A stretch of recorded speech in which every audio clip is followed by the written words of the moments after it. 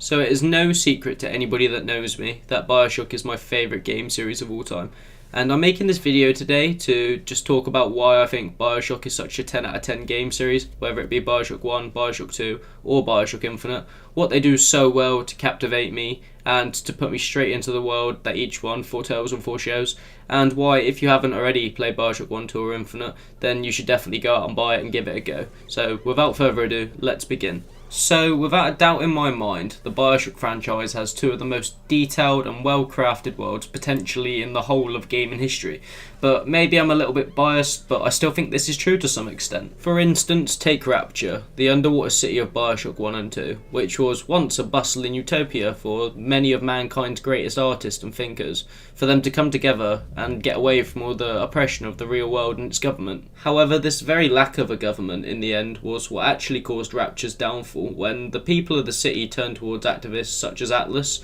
one of the game's main protagonists and many protagonists, who was promising stability under a new government that he was creating against Andrew Ryan, the creator of Rapture itself. And then this in turn caused a civil war, which left the majority of Rapture's population dead, and the rest of them to wander the dark and bleak corridors of Rapture.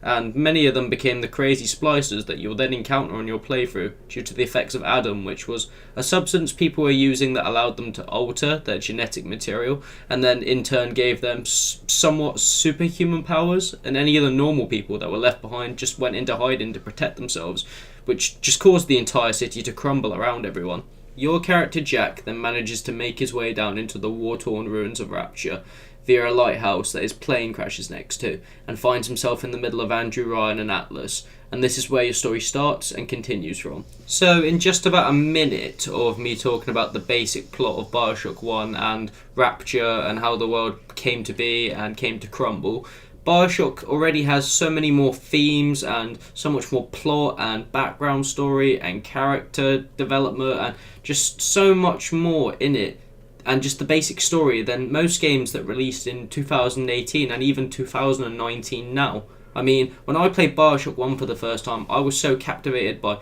not just the world, but the stories of the characters throughout the world, not even just the main protagonists, the smaller characters that you can hear the stories of through the little audio logs that the game has dotted all over the map, and there's just so much crammed into this very old game. I mean, Bioshock 1 came out in 2007 for God's sake, and you look at how much depth they've gone into in this game, and you look at some of the games that have come out 11 going on 12 years later, and you're just left in complete confusion as to how Bioshock is an older game and how some of the newer games are even newer games, you know what I mean? Rapture is meant to be a screwed up place, and it's got lots of dark and horrible secrets, and 2K really managed to show that off perfectly in Bioshock 1 and 2. Not only graphically, but through the gameplay, the storytelling, and their attention to detail, which made and still makes Bioshock 1 and 2 phenomenal, well-written experiences, unlike anything else really in the genre. Now we jump into Bioshock Infinite, which is set in the bright, colourful city of Columbia, floating up in the clouds in 1912.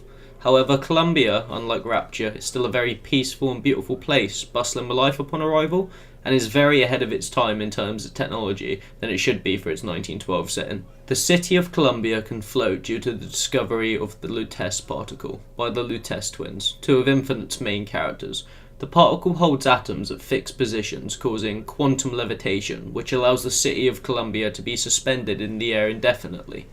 Columbia plays with many themes as well, religious beliefs probably being one of, if not the biggest, but Columbia, also very much like Rapture, is hiding many dark secrets, and it isn't until Booker DeWitt, the main protagonist of this Bioshock entry, turns up on his job to find a young girl by the name of Elizabeth, that Zachary Comstock, a leader of Columbia and another very important character in the game, pretty much starts a manhunt for him, and everything begins to come up to light. So where many game series manage to usually flunk out and not produce a great sequel to the original game, Bioshock Infinite actually manages to double, if not triple, what Bioshock created in the first place. The visuals are impeccable, the gameplay is a lot more polished, the story is... It's so hard to go into the story of the game without spoiling it, and I know that a couple of my friends who have not played this game will play this game soon, and I cannot spoil it because of that, and I'm sorry to not be able to talk about the plot more in depth, but the story within Bioshock Infinite is just impeccable, and how it rounds up Bioshock 1, 2 and Infinite, and how the main game plays and the DLC plays, and honestly, that is all just an experience in itself, where Bioshock 1 and 2 managed to just create a beautiful, well-written story. Bioshock Infinite just manages to touch it all up, polish it off, and just blow your mind off by the end of the game. And you honestly, if anything, you have to play all the games just for that moment right there when you finish everything to do in Bioshock Infinite. It's just incredible. I can remember my first time playing through Bioshock Infinite, getting to the end, and my head just falling off, and then playing the DLC, Burial at Sea 1 and 2, and then my head just further falling off, and me just being left with my jaw on the floor with little to no recreation of what has just happened.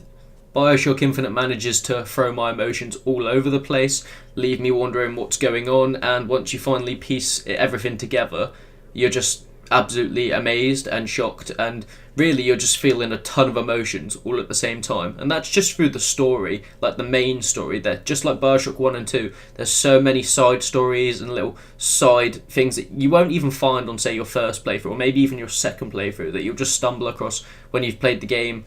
really, really in depth, and will just shock you and will just leave you wondering why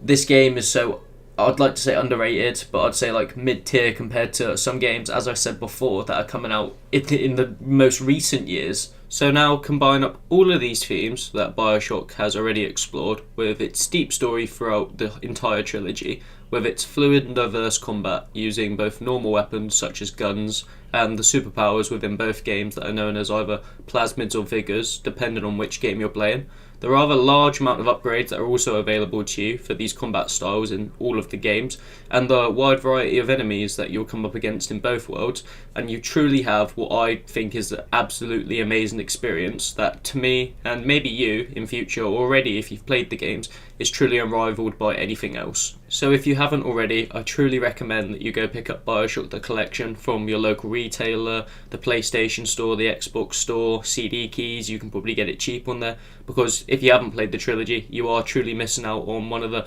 best story-driven gaming experiences of all time. And that's pretty much about it for this video, guys. So if you've enjoyed today's video, guys, let me know by leaving a like and a comment on the video. Subscribe to the channel if you haven't already, and make sure your post notifications are turned on so you never miss a video from me. Go follow me on Twitter at ZephyrPlaying, and go follow me at Twitch at ZephyrPlaying. And if you guys are looking for any thumbstick grips or any controller grips or other bits and bobs that you can stick on your controller and such, go over to fadegrips.store and buy some stuff off there. Use my discount code at Zephr20 for 20% off. And that's pretty much it, guys. Thanks for watching the video. I've enjoyed making it, and I can't wait to get you guys another upload in the next couple of days. Love you all, peace out, and I'll see you in the next video.